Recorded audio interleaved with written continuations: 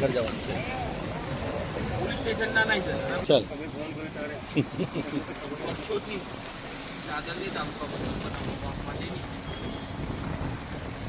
વર્ષોથી જાદરની તાલુકા મથક બનાવવા માટેની માંગ રાજ્ય સરકાર દ્વારા ગઈકાલે કેબિનેટ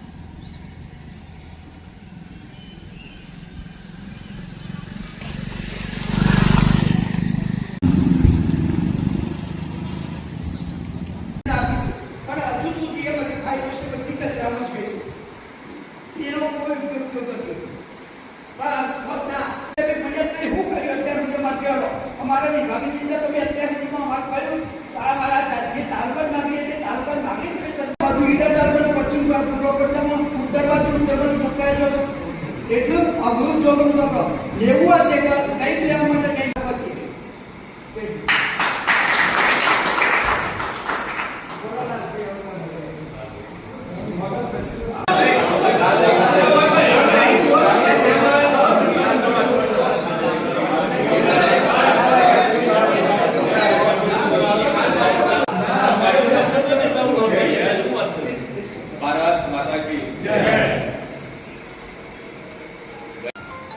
તાલુકાની જાહેરાત કરી એમાં આપણી જૂની માગણી હોવા છતાં આપણને તાલુકો મળેલો. સામાન્ય માણસને હું મદદરૂપ થવા માંગુ છું તો જાગરને કેમ નહીં.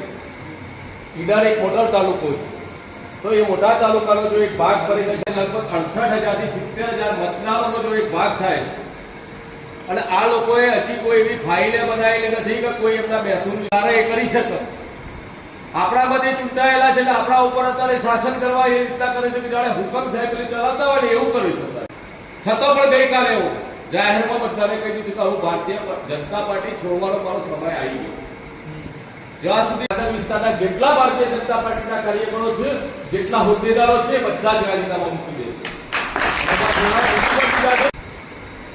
તાલુકાની લડત માટે આપણે દરેક ગામના ગ્રામ પંચાયતોના પહેલા ઇન્કમ લેટર મેં લીધા ને તો ઉપરથી અમને એવું કે બધું મોકલી દીધું પણ ઇન્ટર વાળા તમને એવું છે કે જો નાના તાલુકો બની જશે તો અમારી વેલ્યુ ઘટી જશે.